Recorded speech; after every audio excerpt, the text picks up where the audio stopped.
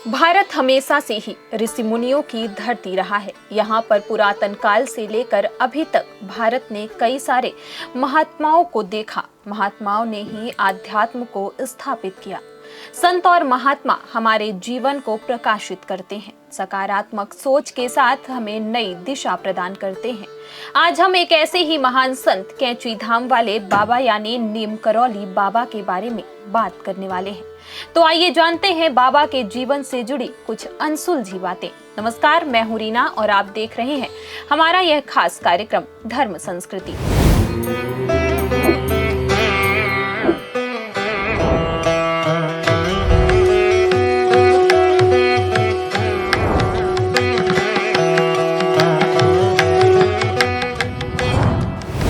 आज हम बात करेंगे आम आदमी से भगवान बनने वाले नीम करौली बाबा की, जिन्हें हम कई नामों से जानते हैं।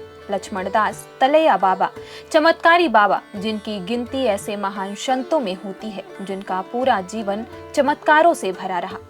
यह एक ऐसे संत हैं जो हनुमान जी के परम भक्त थे, जिन्होंने लोगों की निराश जिंदगी को सुधारा, नई सकारात्मक ऊर्जा प्रदान की। बाबा का जन्म सन 1900 में उत्तर प्रदेश के फिरोजाबाद जिले के अकबरपुर गांव में हुआ। इनके पिता का नाम पंडित दुर्गा प्रसाद शर्मा था। छोटी उम्र में ही इन्हें अलौकिक ज्ञान की प्राप्ति हो गई थी।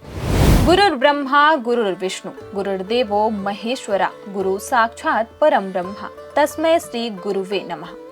नीम करौली बाबा एक ऐसे संत थे जिन्हें जब भी कोई भगवान का दर्जा देता था तो वह उसे रास्ता दिखाते और कहते कि वह भगवान नहीं है। यह एक ऐसे संत थे जिन्हें दुनिया के सबसे अमीर व ताकतवर लोग भी अपना गुरु मानते थे। इन्हें बहुत से नामों व रूपों से जाना गया। बाबा का विवाह 11 वर्ष की उम्र में हो गया था। नीम करौली बाबा के 2 बेटे और 1 बेटी थी। उनका बड़ा बेटा अपने परिवार के साथ भोपाल में रहता है और उनके छोटे बेटे वन विभाग में रेंजर पद पर रहे, जिनका हाल ही में निधन हो गया। बाबा ने गृहस्थ जीवन से विचलित होकर अपने घर को त्याग दिया। फिर काफी समय तक इधर उधर भटकते रहे। बता दें कि बाबा ने शुरुआत के दिनों में गुजरात के मोरवी से 35 किलोमीटर दूर एक गांव में साधना की। यहीं पर उन्होंने प्रसिद्धि हासिल की। यहीं से उनका नाम लक्ष्मण दास पड़ा।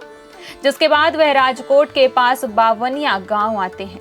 यहाँ पर एक तालाब के किनारे हनुमान जी का एक मंदिर स्थापित करते हैं। यही वह तालाब में खड़े होकर घंटों तपस्या करते हैं, जिसके कारण वहां पर लोग तलैया बाबा के नाम से पुकारने लगे। 1917 में एक संत रमाबाई को आश्रम समर्पित कर वहां से चल पड़ते हैं। यहाँ से वह माँ गंगा से मिलने निकल पड़ते हैं। नीम करौली बाबा का आश्रम उत्तराखंड कैंची धाम में है, जहाँ लोग देश विदेश से उनसे मिलने पहुँचते हैं।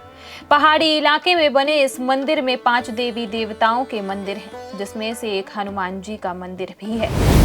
नीम करौली बाबा वर्तमान भारत में ही नहीं, विदेशों में भी बड़े संत के रूप में जाने जाते हैं और उनके कारनामों से लोग उन्हें दिव्य पुरुष मानते हैं। एप्पल कंपनी के फाउंडर स्टीव जॉब्स और भारतीय प्रधानमंत्री श्री नरेंद्र मोदी और क्रिकेटर विराट कोहली से लेकर बॉलीवुड अभिनेता अनुष्का शर्मा तक नीम करौली बाबा के भक्त हैं।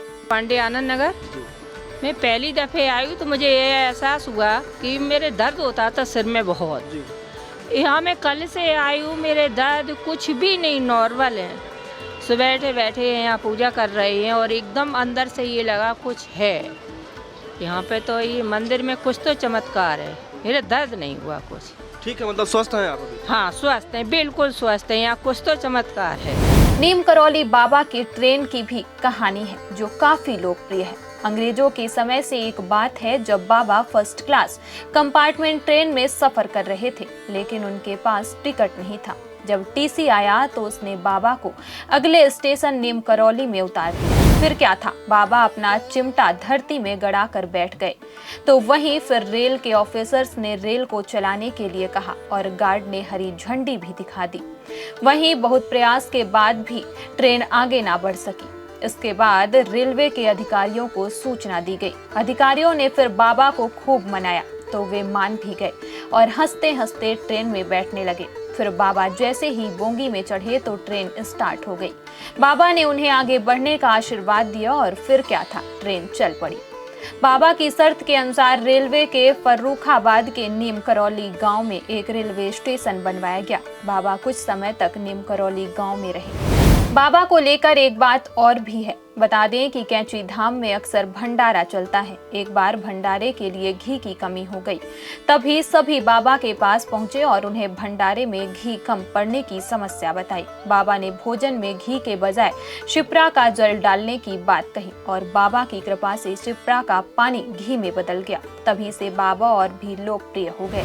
बात हर साल यहाँ पे 15 जून को बहुत बड़ा भंडारा होता है, तो बहुत सारे लोग श्रद्धालु आते हैं। इवन विदेश से भी यहाँ पे लोग आते हैं, पूजा पाठ करते हैं और प्रसाद ग्रहण करते हैं। बहुत भीड़ होती है और वो दिन देखने लायक होता है। सन 1900 में जन्मे महान संत नीम करौली बाबा ने 11 सितंबर 1973 में आखिरी सांस ली।